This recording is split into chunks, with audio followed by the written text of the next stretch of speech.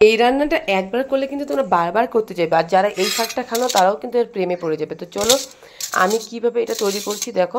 এই শাকটাকে অনেকে বেথো শাক, অনেকে বথুয়া শাক বলে থাকে। তো তোমরা কী নামে বলো আমাকে অবশ্যই কমেন্টস বক্সে জানিও। তো দেখো একাতি শাক নিয়ে নিয়েছি আমি। তো শাকটাকে এখন ভালো মতো আমি এখন কেটে নিয়েছি। এখন এটাকে আমি ভালো মতো ধুয়ে নেব। তো দেখতেই পারছো আর একটু ছোটো ছোটো করে কাটটা যেত। তো আমি যেভাবে রান্নাটা করব তো তার জন্য এটাকে কুচিয়ে পড়লাম না, কুচিয়ে পড়ার দরকার নেই। আমি যেভাবে রান্নাটা করব তো এভাবে ছিঁড়ে নিলেই হবে হাতের সাহায্যে। আর ওদিকে আমি দেখো আলু আর বেগুন কেটে নিয়েছি। আলু বেগুনটা খুব ভালোভাবে জল দিয়ে ধুয়ে নিচ্ছি। আর শাকটাকে কিন্তু তোমরা কুচি কুচি করে পলার কোনো দরকার নেই, এইভাবে করলেই হবে। তো আমি কীভাবে রান্নাটা করব চলো দেখে নেওয়া যাক। তো প্রথমে কড়াই বসিয়ে দিয়েছি, কড়াইতে তেল দিয়ে দিয়েছি। তেলটা গরম হওয়ার জন্য ওয়েট করলাম। গরম হওয়ার পর আমি এখানে আলু আর বেগুনটাকে একসাথে ফ্রাই করে নেব। আলু বেগুনটা আর আলুটা কিন্তু একদমই ছোটো ছোটো করে কেটেছি, বেগুনের থেকেও ছোটো করে, দেখতেই পারছো। তো আলু বেগুনটাকে সুন্দরভাবে ফ্রাই করে তুলে রাখবো। আর আমি ফ্রাই করার সময় শুধু লবণটাই দিয়েছি, কিন্তু এখানে হলুদ দেইনি। হলুদ না দেওয়ার কারণটা তোমাদের বলছি, অনেক সময় না একটু কালো কালো হয়ে যাবে, তো শাকটা তেতো হওয়ার চান্স থাকে। সেই জন্য ওই কড়াইতেই যেহেতু আমি শাকটা রান্না করবো তাই আমি হলুদটা দিইনি। তারপরে ওখানে কিছুটা বড়ি দিয়ে দিলাম, ডালের বড়ি। ডালের বড়িটা কিন্তু ঘরে তৈরি করা।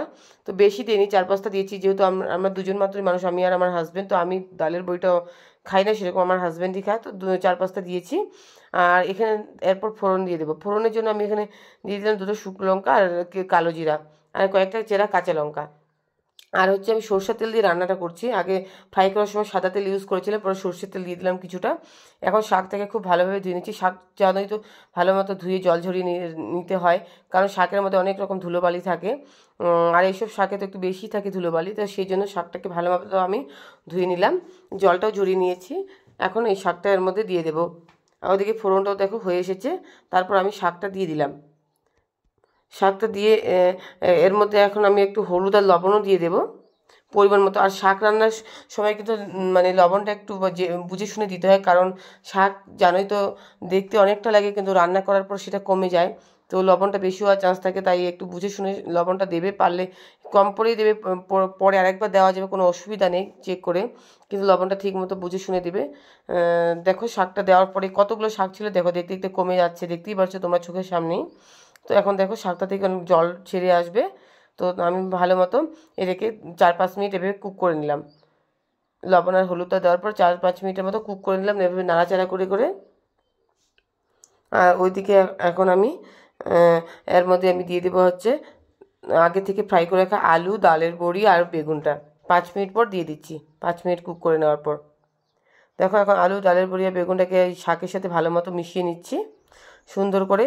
আর তোমরা কে কে বথুয়া শাক খেতে ভালোবাসো আমাকে অবশ্যই জানাবে কিন্তু। আর এই শাকটায় দেখো উত্তরাখণ্ডে থাকি আমরা, এখানে শাক বলতে কোনো কিছু সেরকম পাওয়া যায় না, শুধু পালং শাকটাই পাওয়া যায়। তো এই শাকটা আমার চোখে পড়েছে তাই আমি নিয়ে চলে এসেছি। আমার তো খুবই ভালো লাগে। তো এরপর আমি কিছুক্ষণ ঢাকনা চাপা দিয়ে দিলাম। ঢাকনাটা 5 মিনিট পরে একটু লো আঁচে রেখেছিলাম, 5 মিনিট পর ঢাকনাটা খুললাম। দেখো শাকটা মজে গিয়েছে অনেকটাই, দেখতেই পারছো দেখতে কতটুকু ছিল আর কতটা কমে এসেছে। তো যাই হোক এভাবে ভালোভাবে নাড়াচাড়া করে নিচ্ছি। আর শাকটা মানে অতটা তাজা ছিল না। যাই হোক এখানে পাহাড়ের মধ্যে কোথায় শাক পাওয়া যাবে, এটা বাইরে থেকে আসে, ইউপি থেকে আসে বললো। তো যাই তাও শাকটা প্রচুর ভালো ছিল আর খেতেও অনেকটা ভীষণ টেস্টি হয়েছিল। তো দেখো এইভাবে ঢাকনা খোলার পরও আমি 5 মিনিটের মতো ভালোভাবে কুক করে নিলাম। এখন আমার শাকটা পুরোপুরি রেডি হয়ে গেছে। তো দেখতেই পাচ্ছ কেমন হয়েছে।